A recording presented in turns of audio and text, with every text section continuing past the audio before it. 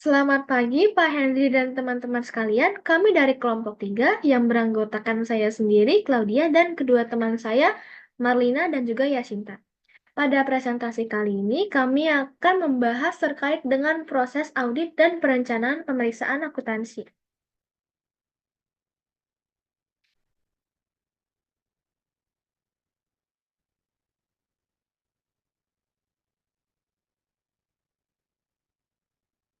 Yang pertama, saya akan menjelaskan terlebih dahulu terkait dengan pengertian dari audit itu sendiri. Jadi, apa sih audit itu? Audit merupakan proses sistematis untuk memperoleh dan mengevaluasi bukti secara objektif mengenai asersi ataupun pernyataan terkait dengan aktivitas ekonomi dan peristiwa guna menentukan tingkat kesesuaian antara asersi tersebut dan kriteria yang telah ditetapkan, serta mengkomunikasikan hasilnya kepada pihak yang berkepentingan.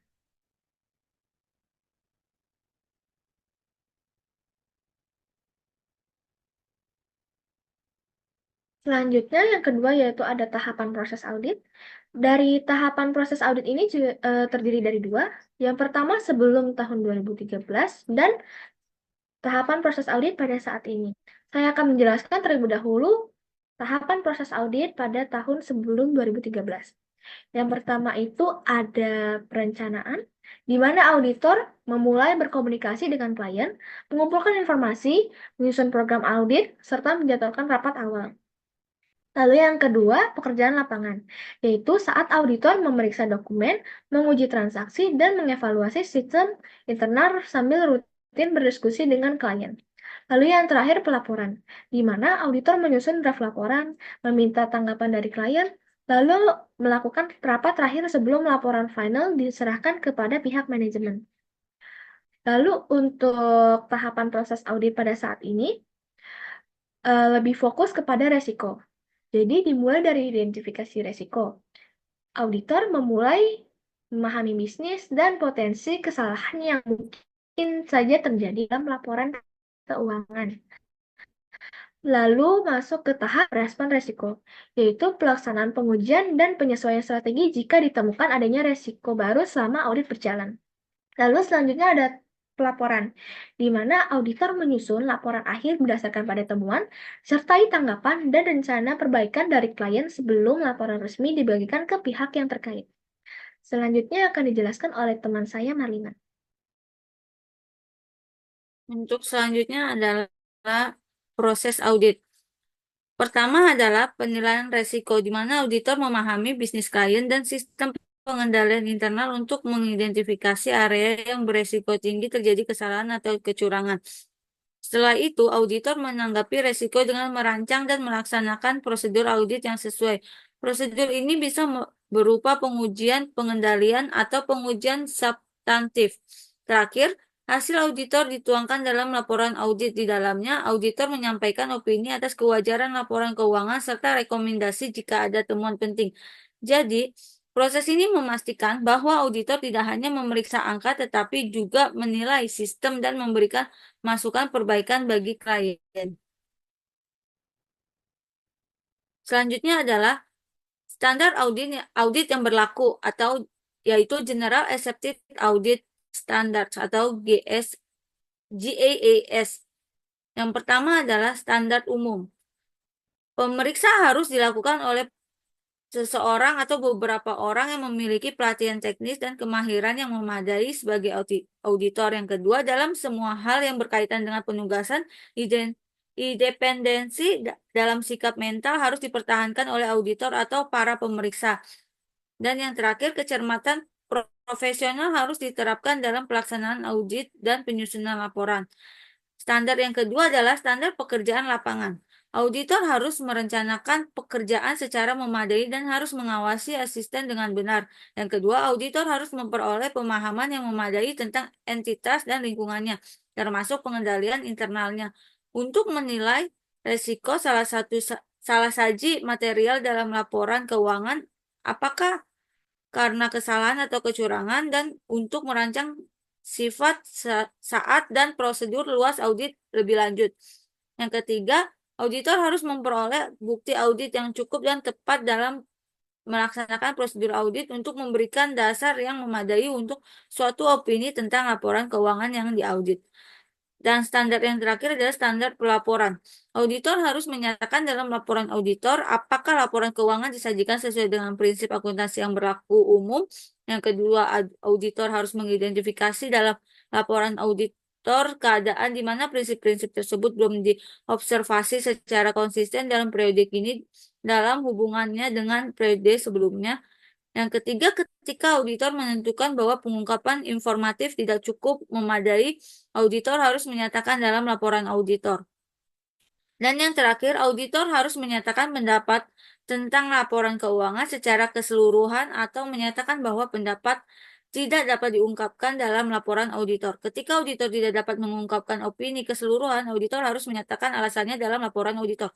Dalam semua kasus di mana nama auditor dikaitkan dengan laporan keuangan, auditor harus dengan jelas menunjukkan karakter pekerjaan auditor jika ada dan tingkat tanggung jawab yang diambil auditor dalam laporan audit. Oke, pada saat ini kita akan membahas tentang perencanaan audit. Pertama, standar audit menekankan bahwa perencanaan adalah bagian krusial dari proses audit. Tujuan dari perencanaan adalah agar seluruh prosedur audit bisa berjalan secara efektif dan efisien. Dalam hal ini, partner penugasan biasanya auditor senior atau manajer audit yang bertanggung jawab penuh atas perencanaan dan pelaksanaan audit. Namun, ia boleh melibatkan tim audit lainnya asalkan mereka memiliki kompetensi yang sesuai. Seluruh anggota tim yang membantu dalam perencanaan tetap wajib mematuhi standar audit yang berlaku sehingga kualitas dan integritas audit tetap terjaga.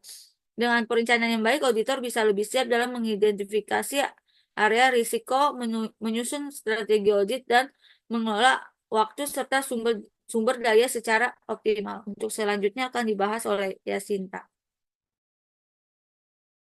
Baik, untuk selanjutnya kita akan membahas mengenai rencana audit yang efektif. Rencana audit yang efektif harus komprehensif namun fleksibel, berdasarkan pemahaman yang memadai terhadap klien dan risikonya, serta mematuhi standar audit yang berlaku misalnya ISA 300 dan 330. Dengan perencanaan yang baik, auditor dapat melaksanakan tugasnya secara efisien, tepat sasaran, dan memberikan nilai tambah bagi klien melalui temuan dan rekomendasi yang relevan.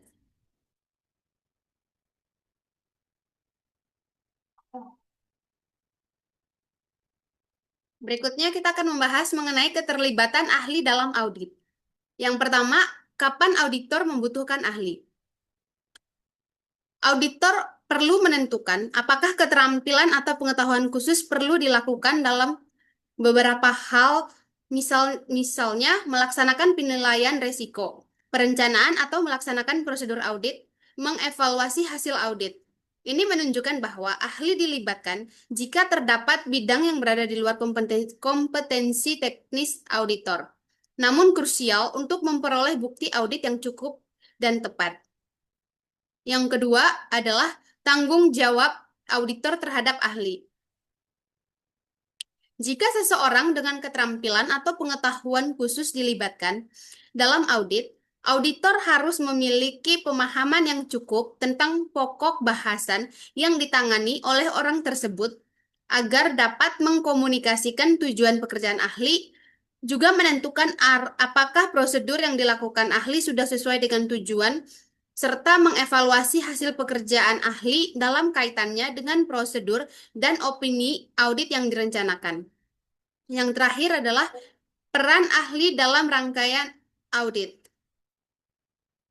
Peran ahli bisa terlibat dalam berbagai fase audit, terutama dalam fase penilaian risiko. Misalnya, membantu memahami sistem IT atau valuasi derivatif. Juga dalam perencanaan dan pelaksanaan audit, misalnya menggunakan aktuaris untuk estimasi pensiun, juga evaluasi temuan dan penyusunan opini. Contoh keterlibatan ahli dalam praktik audit adalah misalkan audit melakukan penilaian terhadap aset tetap, maka ahli yang dilibatkan adalah penilai independen atau appraiser Juga misalkan estimasi kewajiban pensiun, maka ahli yang dilibatkan adalah aktuaris. Next.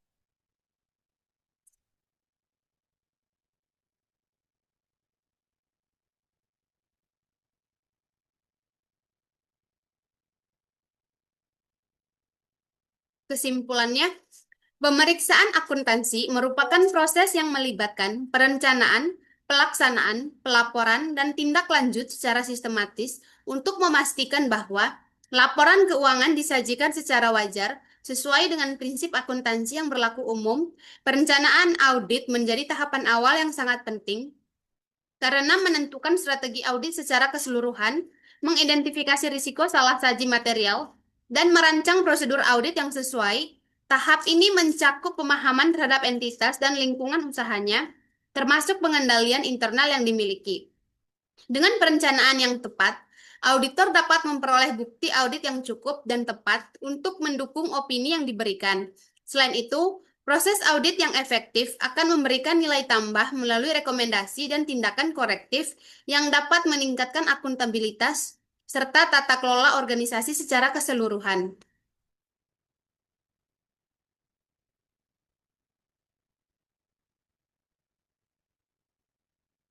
Sekian presentasi dari kelompok kami. Untuk kesempatan dan perhatiannya kami ucapkan terima kasih.